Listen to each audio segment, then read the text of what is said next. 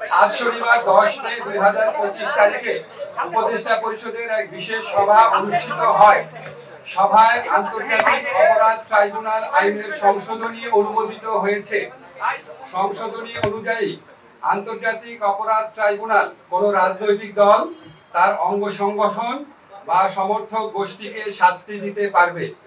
উপদেষ্টা পরিষদের বৈঠকে আন্তর্জাতিক অপরাধ ট্রাইব্যুনালে বাংলাদেশের আওয়ামী লীগ ও তার নেতাদের বিচার কার্য সম্পন্ন না হওয়া পর্যন্ত দেশের নিরাপত্তা ও সার্বভৌমত্ব রক্ষা, জুলাই আন্দোলনের নেতাকর্মীদের নিরাপত্তা এবং আন্তর্জাতিক অপরাধ ট্রাইব্যুনালের বাদী ও সাক্ষীদের সুরক্ষার জন্য সন্ত্রাস বিরোধী আইনের অধীনে সাইবার স্পেস সহ আওয়ামী লীগের যাবতীয় কার্যক্রম নিষিদ্ধ করার সিদ্ধান্ত গ্রহণ করা হয়েছে। এই বিষয়ে প্রয়োজনীয় পরিপত্র পরবর্তী কর্মদিবসে জারি করা হবে। এর পাশাপাশি আজকের উপদেষ্টা পরিষদের বৈঠকে জুলাই ঘোষণাপত্র আগামী 30 কার্যদিবসের মধ্যে চূড়ান্ত করে প্রকাশ করার সিদ্ধান্ত গৃহীত হয়েছে। ধন্যবাদ।